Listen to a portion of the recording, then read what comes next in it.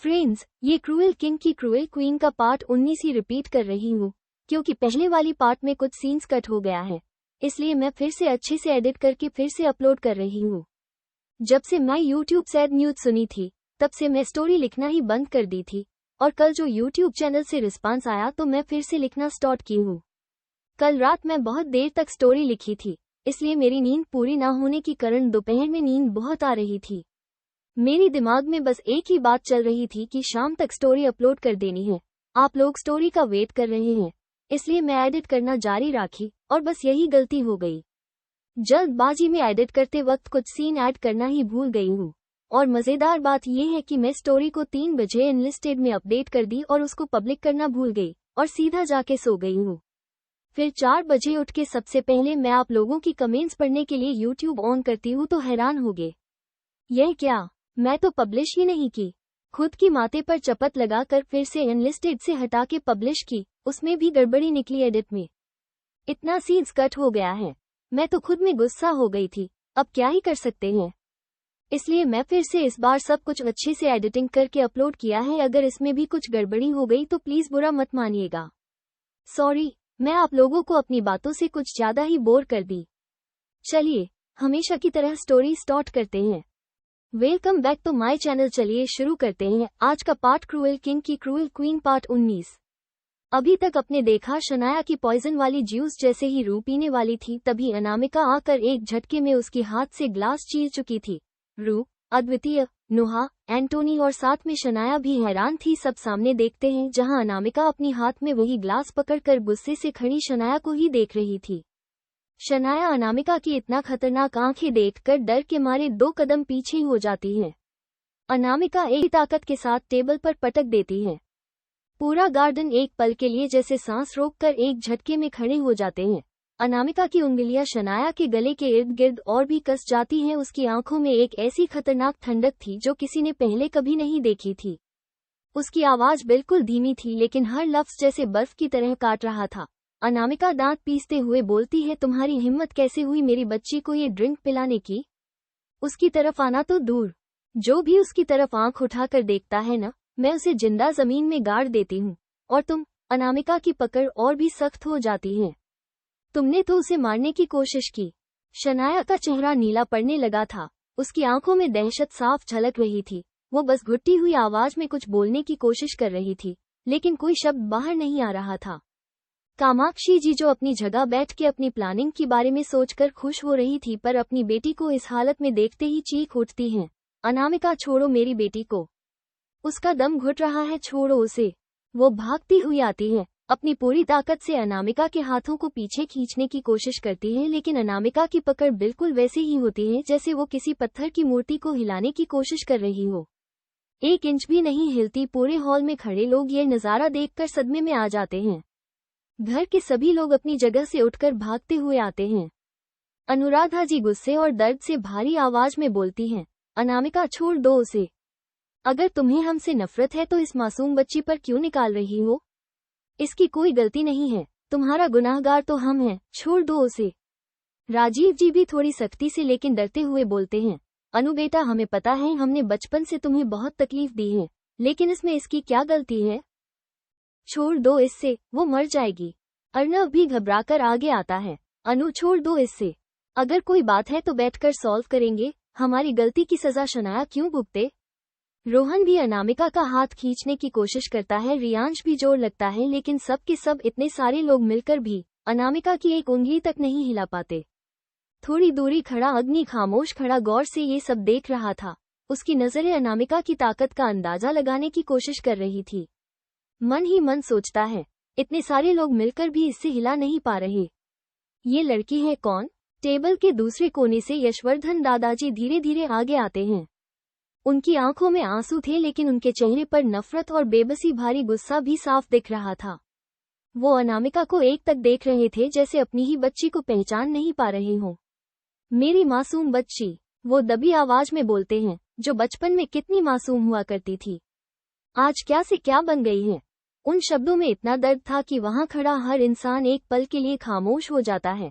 कुछ ही पल पहले जब अनामिका ने शनाया का गला पकड़कर उसे टेबल पर पटका था, उसके दोस्तों रू, अद्वितीय, एंटोनी और नोहा को तुरंत झटका लगा था।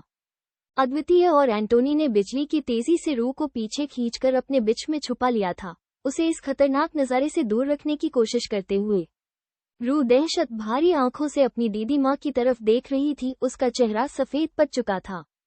दीदी माँ, वो हल्के से बुड़बुड़ाती है, डर और हैरानी दोनों एक साथ उसकी आवाज में। अनामिका की पकड़ 1 इंच भी ढीली नहीं होती। शनाया की आंखें अब पलटने लगी थी, उसकी सांस रुक रुक कर आ रही थी। कामाक्षी जी अब रोने लगती हैं, अपनी बेटी की जान बचाने की भीख मांगते हुए। प्लीज प्लीज छोड़ दो उसे, मैं तुमसे माफी मांगती हूँ, जो भी गलत हुआ उसकी सजा मुझे दो, उसे नहीं। अनामिका की नजरें एक पल के लिए कामाक्षी जी की तरफ जाती हैं, ठंडी, खतरनाक, बिल्कुल भावशून्य। फिर वापस शनाया की तरफ मुड़ती हैं। माफी। अनामिका का स्वर इतना ठंडा था कि वहां खड़ी हवा भी जैसे रुक गई हो। अनामिका का हाथ अचानक टेबल की तरफ बढ़ता है, वही रेड क्रैनबेरी जूस का ग्लास उठाती है जिसमें कामाक्षी ने वो खतरनाक ड्रग मिलाया था। एक झटके में वो ग्लास शनाया के होठों की तरफ ले जाती है। उसका इरादा साफ था, जो जहर तुमने मेरी बच्ची के लिए बनाया था, वही अब तुम खुद पियोगी। ये देखते ही कामाक्षी जी के होश उड़ जाती हैं। नहीं, अनामिका नहीं। वो चीखते हुए आगे बढ़ती हैं, लेकिन उसका कोई असर नहीं होता। पूरे हॉल में खड़ा कोई भी यह समझ नहीं पा रहा था कि अनामिका अचानक ये ड्रिंक शनाया को ही क्यों पिलाना चाहती है। किसी को अंदाजा तक नहीं था कि उस ग्लास में कितना खतरनाक ड्रग है। अगर शनाया उसे पूरा पी लेती तो उसका क्या हाल होता, इसका एहसास सिर्फ अनामिका और कामाक्षी जी को था। दादाजी धीरे से आगे बढ़ने की कोशिश करते हैं, अपनी दबी हुई आवाज में बोलते हैं, अनु बेटा। लेकिन इस बार अनु अपने दादू की बात भी नहीं सुनती। उसके दिल में इस वक्त सिर्फ एक ही बात थी, अपनी रूह की जान से भी ज्यादा कीमती कुछ नहीं था उसके लिए। वही पल उसके दिमाग में एक फ्लैशबैक की तरह गूंज रहा था। फ्लैशबैक। सोफिया लंदन में रहकर भी कामाक्षी और शनाया की हर हरकत पर नजर रखे हुई थी। काफी देर से अनामिका को कॉल लगाने की कोशिश कर रही थी, लेकिन नेटवर्क प्रॉब्लम की वजह से कॉल कनेक्ट नहीं हो पा रहा था। आज सुबह ही कामाक्षी ने पेरिस से एक खतरनाक ड्रग मंगवाया था और शनाया भी किसी से जानलेवा पॉइजन खरीदी थी। जब सोफिया को ये बातें पता चली तभी फौरन अनामिका तक पहुंचानी थी। जब अनामिका फाइनली कॉल रिसीव करती है और थोड़ी दूर जाकर बात कर रही थी, तभी सोफिया एक एक करके सब कुछ बता देती है। पॉइजन के बारे में, ड्रग का नाम, उसका असर, और यह कि वो आज ही पार्टी में इस्तेमाल होने वाला था। ये सुनते ही अनामिका की आंखें खतरनाक हो जाती हैं। वो तुरंत पीछे मुड़कर देखती है जहां रू बैठी थी।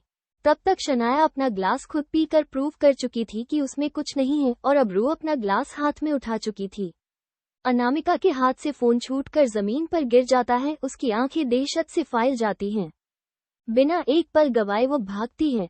तब तक रू ग्लास अपने होठों तक लगा चुकी थी। लेकिन ठीक उस पल अनामिका उसके हाथ से ग्लास छीन लेती है और शनाया पर टूट पड़ती है। Flashback and. ये सब याद आते ही अनामिका की पकड़ ग्लास पर और भी ज्यादा मजबूत हो जाती है। उसकी आंखों में एक ऐसी दहशत और गुस्सा था जो पहले कभी किसी ने नहीं देखा था। पीछे खड़े उसके दोस्तों, जो रू को अपनी बिच में छुपाकर खड़े थे, उनकी आंखों में भी शनाया के लिए साफ नफरत दिख रही थी। वो सब समझ चुके थे कि उस ड्रिंक में जरूर कुछ गड़बड़ थी, वरना उनकी अनु इतनी हद तक गुस्से में कभी नहीं आती। लेकिन पीछे खड़ी रू खुद डर से कांप रही थी। उसके दिल में डर था कि कहीं दीदी माँ उस पर भी गुस्सा ना हो जाए, क्योंकि वो भी तो बिना किसी से पूछे वही ड्रिंक पीने ही वाली थी। नोहा घबराकर बोलती है, गाइज, अनु को रोकना जरूरी है वरना शनाया सच में मर जाएगी। अद्वितीय बेपरवाह अंदाज में बोलता है, छोड़ना, नोहा मर जाए तो अच्छा ही तो है, हमारी रूह को मारने वाली थी यह। एंटोनी भी सर हिलाते हुए हामी भरता है, हाँ सही बोल रहा है अद्वी। नोहा थोड़ी चिढ़कर उन्हें समझाती है, क्या तुम लोग भूल गए हो मैं ऐसा क्यों कह रही हूँ? ये दोनों माँ बेटी हमारे लिए कितनी जरूरी हैं, याद है ना? ये सुनते ही अद्वितीय और एंटोनी की आंखें भी अचानक खतरनाक हो जाती हैं। कुछ ऐसा था जो सिर्फ उन चारों को पता था। वो तुरंत सोचने लगते हैं कि अनु का गुस्सा कैसे शांत कराएं। तभी सबके दिमाग में एक ही नाम एकदम से कौड़ता है। अद्वितीय बिना एक पल गवाए अपना फोन निकालता है, फौरन किसी को कॉल लगाता है। दूसरी तरफ अनामिका का गुस्सा और बढ़ता जा रहा था। शनाया का गला पकड़े उसका हाथ अभी भी उतना ही मजबूत था। तभी उसके कानों में एक आवाज पड़ती है अद्वितीय के फोन से, स्पीकर पर, जान, शांत हो जाओ। बस इतनी सी आवाज सुनते ही अनामिका की हाथ ढीला पड़ जाता है। कामाक्षी जी फौरन मौका देखकर अपनी बेटी को अनामिका से दूर खींच लेती हैं, कांपते हुए उसे अपनी गोद में संभालती हैं। अनामिका धीरे से पीछे मुड़कर देखती है जहां अद्वितीय के हाथ में फोन था, जिससे अभी भी वही आवाज आ रही थी, जान। ये सुनते ही अनामिका के घुटने जवाब दे देते हैं। वो धीरे से अपने घुटनों के बाल जमीन पर गिर जाती है।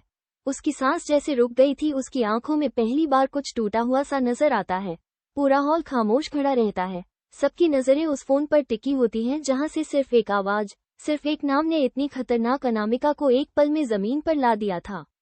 अद्वितीय बिना एक पल गवाए फोन को स्पीकर से हटाकर सीधा अनु के कान के पास ले जाता है। फोन की दूसरी तरफ से अद्विक की वही बेहद गहरी, शांत और भरोसे से भारी आवाज गूंजती है। अद्विक बेहद धीमी, नर्म पर ऐसी आवाज जिसमें बेहद ताकत थी गहरी आवाज में बोलता है, शांत होना जरूरी है, जान।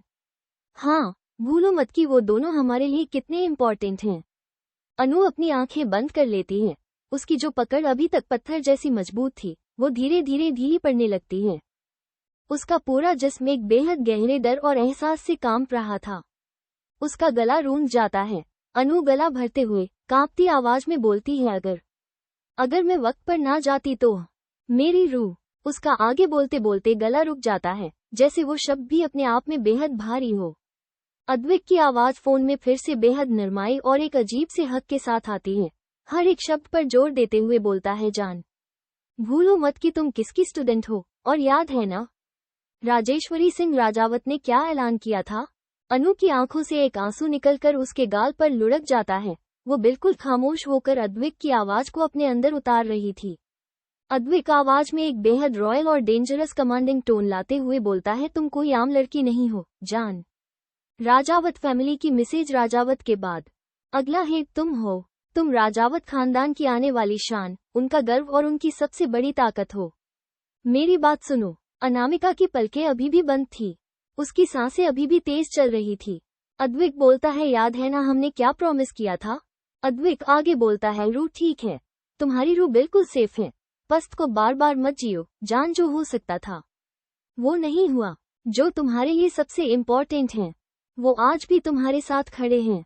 तुम गिर जाओगी तो वो सब टूट जाएंगे। अनामिका धीरे से आंखों से आंसू पूछने की कोशिश करती है। अद्विक एक गहरी सांस लेकर बोलता है, बस मेरी बात सुनो, जान। रूह को तुम्हारी जरूरत है। अपने दोस्तों को तुम्हारी मुस्कान की जरूरत है। तुम लीडर हो, और लीडर आखिर में सबसे पहले खुद को संभालता है। अपना बदला अपने तरीके से पूरा करो।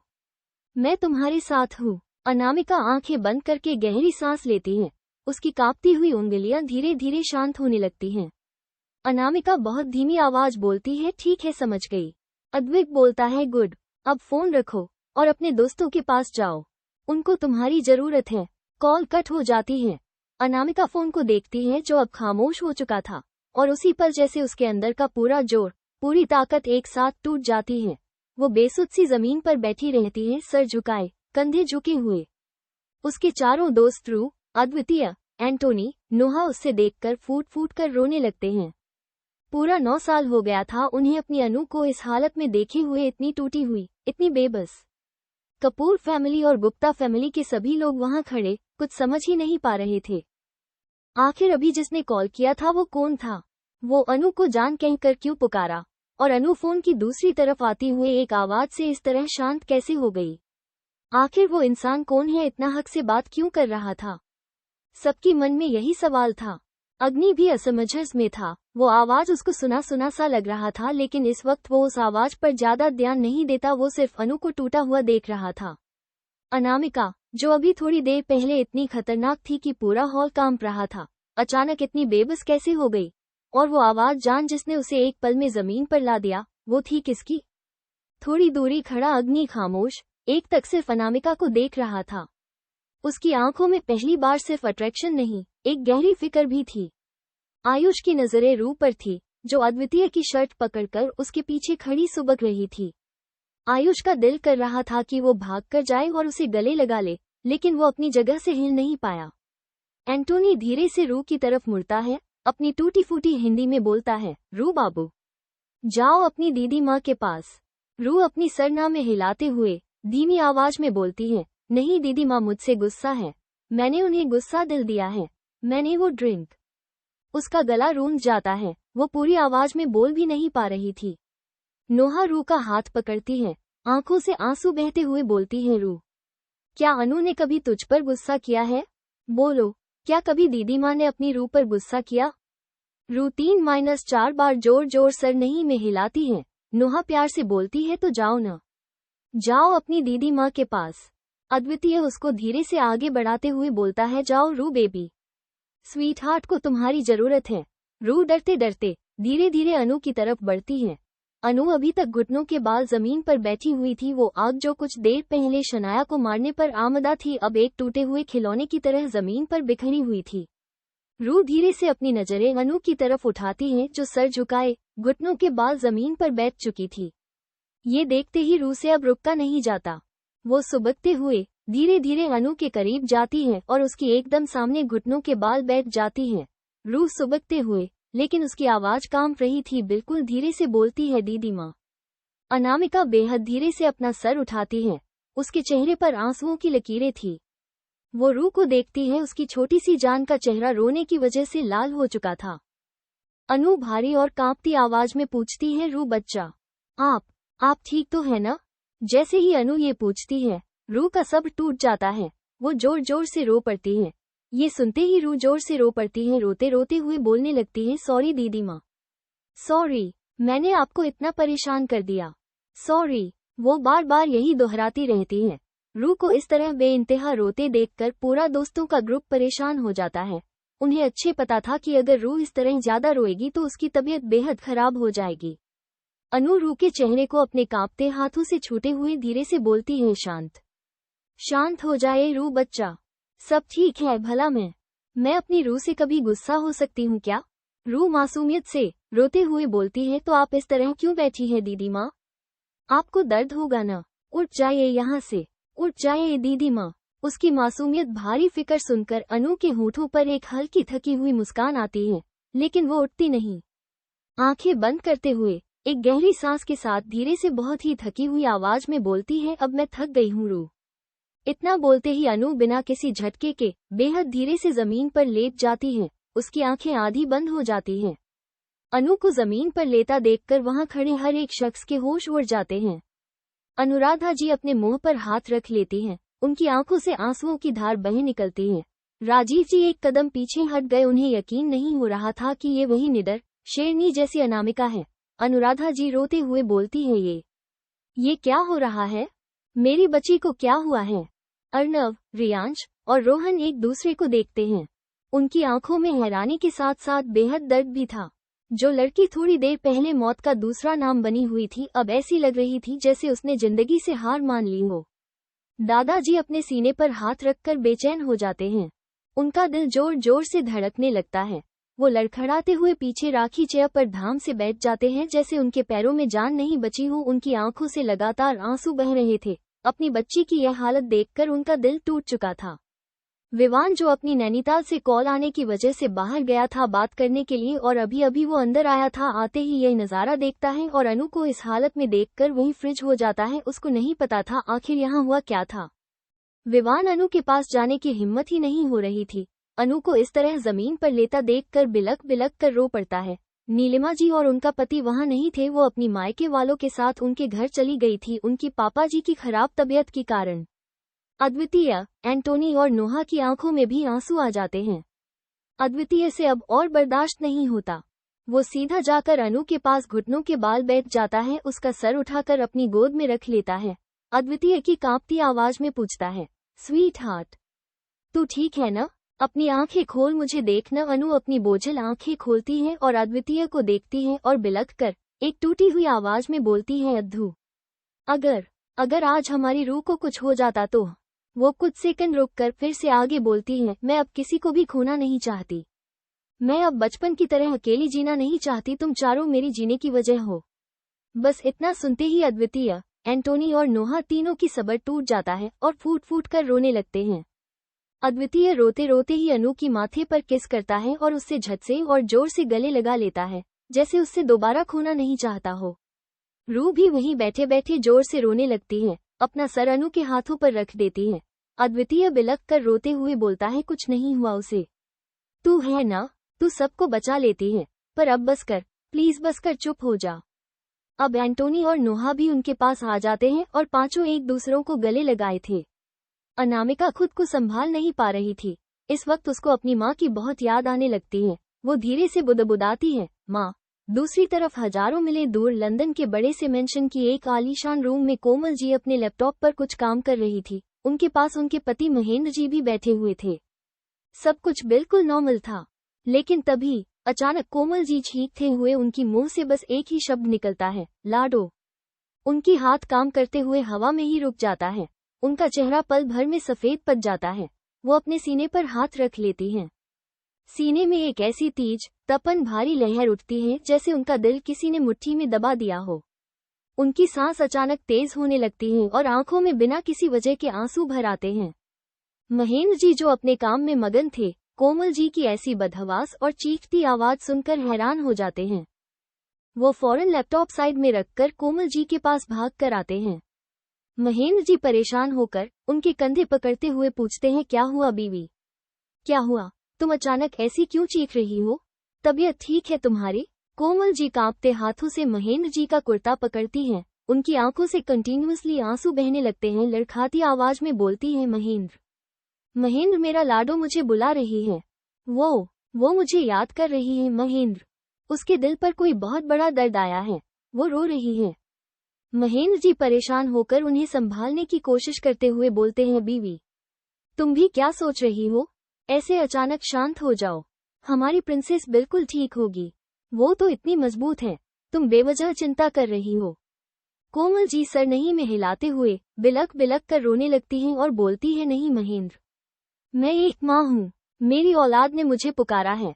उसकी आवाज मेरे कानों में गूंजी है। वो बच्चा टूट रहा है महेंद्र। मुझे इंडिया जाना है। मुझे मेरी लाडो के पास जाना है। इंडिया में अनामिका जमीन पर लेटी हुई थी। अद्वितीय उसे अपनी गोद में पकड़े हुए उसके बालों को सहला रहा था। वहां भाड़े सभी लोगों की आंखें नम थी। ये सब देखकर थोड़ी दूरी खड़े अग्नि की आंखें भी भर आई थी।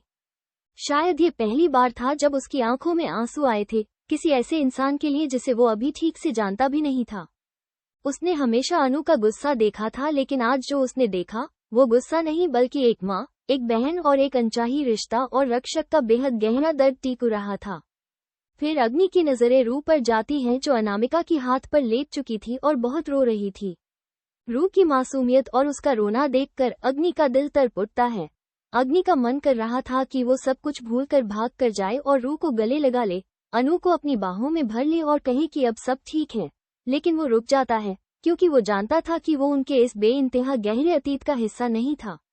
अग्नि मन ही मन तड़पते हुए बोलता है, काश मैं जाकर उस छोटे से बच्चे को गले लगा सकता। काश मैं अनु को संभल पाता। ये कौन सा रिश्ता है इनका? ये दर्द किस बात का है? दूसरी तरफ राजीव जी, अनुराधा जी, रोहन, अर्नव, रियांश सब भी रो रहे थे, लेकिन उन्हें कुछ समझ नहीं आ रहा था।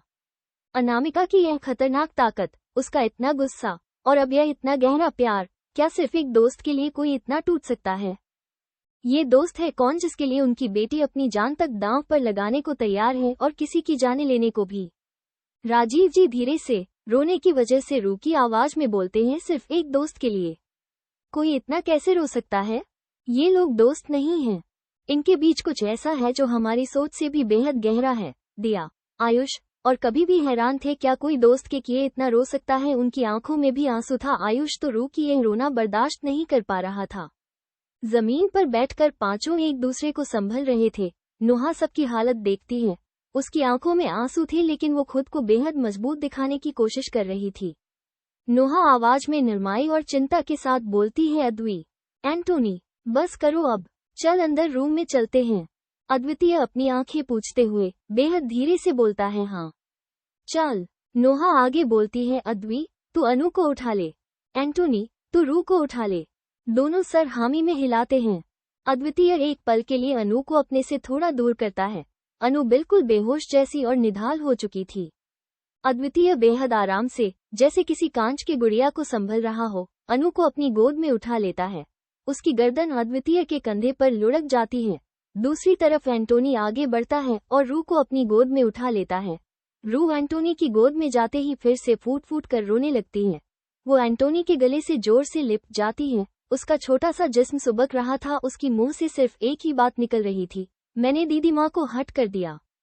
मैं बहुत बुरी हूँ ना, मेरी वजह से दीदी माँ रो रही हैं, मेरी वजह से। उसके सर को थपथपाते हुए एंटोनी अपनेपन से उसको शांत करने की कोशिश में बोलता है, नहीं रू बाबू, नहीं, तू बुरा नहीं है, दीदी माँ तुझसे बिल्कुल एंग्री नहीं है, वो बस डर गई थी। शांत हो जा मेरा बच्चा। एंटोनी, अद्वितीय, नुहा, रू, अनु पांचों मेंशन के अंदर की तरफ बढ़ने लगते हैं। उनके पीछे पीछे विवान भी चुपचाप चला जाता है। बाकी घर के सारे नौकर और गुप्ता फैमिली उन्हें जाते हुए हैरानी और भारी दिल से देख रहे थे। उनके कदम भी घर के अंदर उनके पीछे पीछे जाने लगते हैं। जैसे ही अंदर चले जाते हैं, पूरे हॉल में एक शून्य छाया हुआ था। सारे फैमिली मेंबर्स हॉल में ही रुक जाते हैं और सीढ़ियों से ऊपर जाते हुए उन सबको एक तक देखने लगते हैं। गुप्ता फैमिली के मेंबर्स एक दूसरे का चेहरा देखते हैं, खामोश खड़े उन्हें जाते हुए देखते रहते हैं। किसी के पास कोई शब्द नहीं बचते, लेकिन उनकी आंखों में अनामिका और यशवर्धन दादाजी के लिए बेहद दर्द था। अग्नि बिना कुछ बोले अपनी कार में बैठकर वहां से चला जाता है। कुछ देर बाद गुप्ता फैमिली भी विदाई लेने लगती है। शेष जी, अलका जी, रमेश जी, कविता जी और बच्चे, दिया, कबीर, आयुष सब एक एक करके यशवर्धन दादाजी से इजाजत लेते हैं। लेकिन दादाजी कुछ नहीं बोलते, सिर्फ हल्का सा सर हिलाते हैं। गुप्ता फैमिली के दादाजी और दादी जी गाड़ी में बैठते हुए एक दूसरे की तरफ देखते हैं।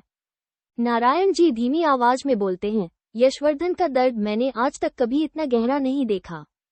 अपनी ही पोती को इस हालत में देखना किसी भी दादा के लिए सबसे बड़ा दर्द होगा। दादी जी बोलती हैं, भगवान किसी दुश्मन को भी ऐसा दिन ना दिखाए।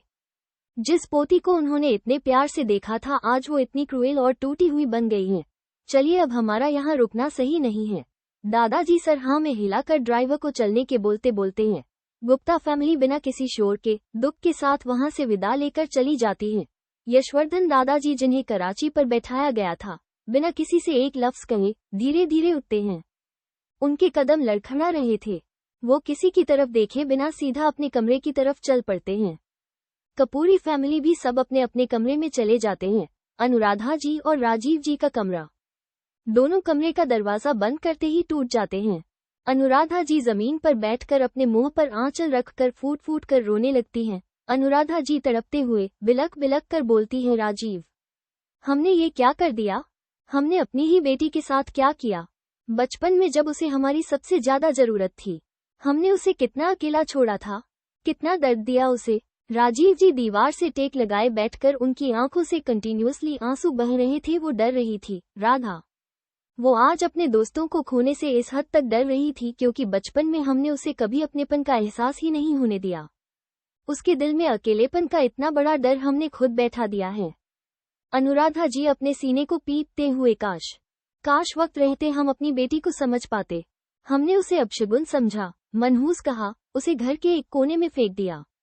आज वो लड़की अपने दोस्तों के लिए किसी की जान लेने और अपनी जान देने पर आमदा है, क्योंकि वही 4 लोग हैं जिन्होंने उसे अकेला नहीं छोड़ा।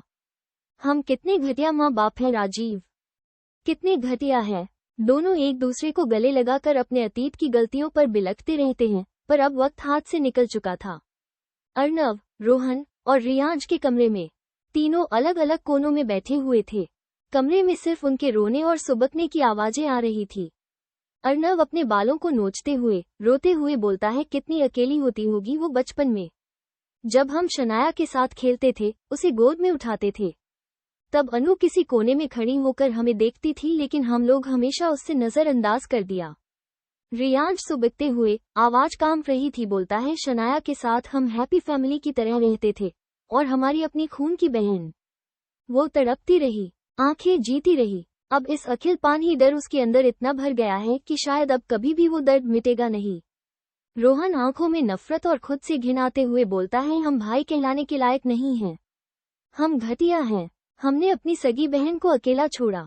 आज वो किसी को भी खोने के ख्याल से इस हद तक डर गई है क्योंकि हमने उसे कभी भरोसा ही नहीं दिया कि कोई उसका अपना भी है। हम कितने गिरे हुए भाई हैं।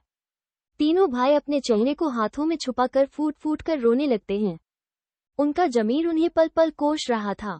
दादाजी अपने कमरे में बेसुध से बैठे होते थे। उनकी बगल में उनकी पत्नी सावित्री दादी जी बैठी थी, वो भी लगातार रो रही थी। जब से ये सब शुरू हुआ था, तब से उनकी नजरें सिर्फ अनामिका पर टिकी हुई थी, जो अब इतनी क्रूएल इतनी खतरनाक बन चुकी थी। दादाजी भारी आवाज में दर्द और गुस्सा दोनों एक साथ ये बोलते हैं, देखा अपन, हमारी पोती कैसी हो गई है। बचपन में मैं अपनी पोती को तुम लोगों के बीच छोड़कर नहीं जाना चाहिए था। वो मेरी जिंदगी सबसे बड़ी गलती थी। उनकी आवाज थोड़ी सख्त हो जाती है, सीधा सावित्री जी की तरफ देखते हुए और बोलते हैं, मैं ये कैसे भूल गया कि उसके माँ बाप, उसके भाइयों के साथ साथ तुम भी मेरी पोती को अपशकुन समझती थी। तुमने भी कभी उसकी तरफ प्यार से नहीं देखा। ये सुनते ही सावित्री जी का रोना और बढ़ जाता है। उनकी आंखों में अपने ही किए का पछतावा, अपनी ही गलती का बोझ साफ छलकता है। वो कुछ बोल नहीं पाती, बस सर झुकाए रोते रहती हैं, क्योंकि जो सच दादाजी ने कहा था उसका कोई जवाब उनके पास था ही नहीं। दूसरी तरफ शनाया के कमरे में शनाया बेड पर बेहोश पड़ी हुई थी। उसके गले पर अनामिका के हाथों के लाल और नीले निशान साफ दिख रहे थे। डॉक्टर अभी अभी उसे चेक करके बाहर निकल रहे थे। डॉक्टर ने जाते वक्त कहा था, ये एक मिरेकल है कि ये जिंदा हैं। अगर कुछ सेकंड और उनकी गर्दन पर इतना टाइट ग्रिप होता तो शायद हम इन्हें बचा नहीं पाते। इनका गला पूरी तरह से क्रश होने वाला था। फिलहाल ये कुछ दिन के लिए सही से बात नहीं कर सकती और खाने के लिए कुछ हल्का सा दिया करिए, तभी उनकी गला जल्दी ठीक हो सके। डॉक्टर के ये अल्फाज सुनते ही कामाक्षी जी का खून खौल उठता है। वो नफरत और गुस्से से उबालने लगती हैं। वो बेहोश पड़ी अपनी बेटी शनाया के पास आती हैं और उसके माथे पर हाथ रखती हैं। आंखों में शैतानी आग, नफरत से भारी आवाज में शपथ लेते हुए बोलती है, कुछ सेकंड और मेरी बेटी को मारने चली थी तुम अनामिका। मैं तुम्हें नहीं छोड़ूंगी अनामिका, कभी नहीं, बिल्कुल नहीं छोड़ूंगी। तुमने मेरी बेटी को मौत के इतने करीब पहुंचा दिया। अब देखना, मैं तुम्हारे लिए ऐसा प्लान बनाऊंगी कि तुम्हें पता भी नहीं चलेगा कब तुम्हारी दुनिया उजड़ जाएगी। उसकी आंखों में एक नया और भी खतरनाक इरादा जल उठा था। कपूर मैंशन में रात के सन्नाटे में सब अपने अपने गम और पछतावे के बोझ तले सो चुके थे। लेकिन हजारों मील दूर लंदन में अभी शाम का वक्त था। आलीशान लिविंग हॉल में पूरी फैमिली बैठी हुई थी। कोमल जी, महेंद्र जी, दादाजी, दादी जी, महेंद्र जी के छोटे भाई महेश जी, उनकी पत्नी अंजलि जी और कोमल जी का बेटा सार्थक सब बैठे हुए थे। कोमल जी अभी भी बेहद परेशान थी। उनका चेहरा पीला पड़ चुका था और वो बार बार अपने हाथों को मेल जा रही थी।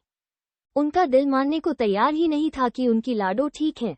दादाजी कोमल जी को इतना परेशान और उदास देखकर निर्माई से पूछते हैं, क्या हुआ कोमल बहू, आप इतनी बेचैन क्यों लग रही है?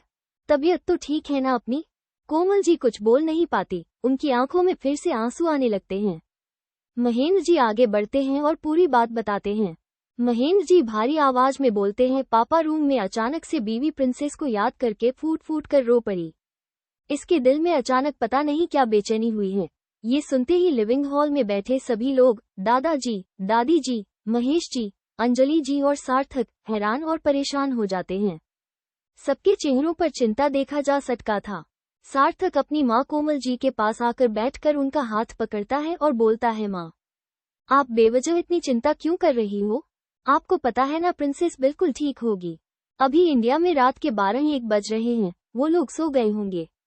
मैं सुबह होते ही कॉल करूंगा और आपकी बात करवा दूंगा। प्लीज आप शांत हो जाओ। कोमल जी अपना सरना में हिलाते हुए बिलक कर बोलती है, तुम लोग समझ नहीं रहे हो सार्थक। एक माँ का दिल कभी झूठ नहीं बोलता। मेरी बच्चियों को मेरी जरूरत है। वो किसी बेहद गहरे दर्द में है। मुझे उससे बात करनी है, अभी।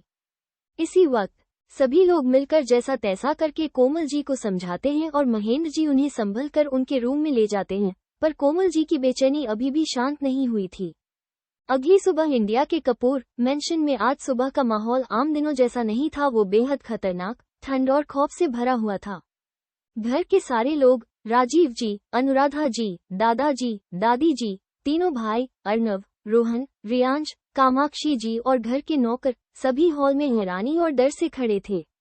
हाल के बीचों बीच एक किंग साइज ग्रैंड चेयर पर सिगरेट की कस लेते हुए एक रानी की तरह अनामिका बैठी हुई थी। कल रात का वो टूटना, वो आंसू, अब सब गायब हो चुके थे। वो एक पैर पर दूसरा पैर चढ़ाए बेहद रॉयल और डार्क ऑरा के साथ बैठी थी। उसकी आंखें पूरी तरह लाल था। आंखों में इतना ठंडापन था कि जो भी उसकी तरफ देखता उसकी रूह कांप जाती। उसके आसपास उसके दोस्त अद्वितीय, एंटोनी, नुहा और विवान किसी बॉडीगार्ड की तरह मजबूत आग की दीवार बनकर खड़े थे। रूह को अंदर रूम में सुरक्षित रखवा दिया गया था। अनामिका की नजरें सिर्फ और सिर्फ सामने जमीन पर गिरी हुई शनाया पर टिकी हुई थी। शनाया, जो अभी अभी बेहोशी से होश में आई थी और जमीन पर पड़ी कांप रही थी, उसकी नेक पर अभी भी कल के नीले निशान साफ दिख रहे थे। हॉल में एक एक पल का ठंडापन बढ़ता जा रहा था। किंग साइज चेयर पर बैठी अनामिका की लाल बेरहम आंखें बिना किसी हलचल के शनाया पर टिकी हुई थी। शनाया जमीन पर पड़ी थर थर कांप रही थी। उसकी सांसें फूल रही थी और चेहरे पर मौत का खौफ साफ दिख रहा था। गाइस, आज का पार्ट कैसा था जरूर बताना, और अगर कुछ गलत है तो मुझे कमेंट में जरूर बताना। मैं इंतजार करती हूँ आप लोगों की कमेंट्स पढ़ने के लिए। अगर स्टोरी में कुछ गलत है तो मैं सुधारने की जरूर कोशिश करूंगी। आप लोगों को स्टोरी पसंद आ जाए बस। और हाँ, मैं डिस्क्रिप्शन में अपनी इंस्टाग्राम आईडी लिंक दी हूँ, अगर आपका इच्छा है तो मुझे फॉलो कर लीजिए। और आपको कोई भी सवाल करना हो तो आप मुझे वहाँ मैसेज करके पूछ सकते हैं। और हाँ, भूलना मत कि आज का पार्ट कैसा था बताना जरूर। और मुझे लाइक सब्सक्राइब से भी ज्यादा कमेंट्स पढ़ना पसंद है। चलिए मिलते हैं नेक्स्ट पार्ट में, तब तक के लिए बाय।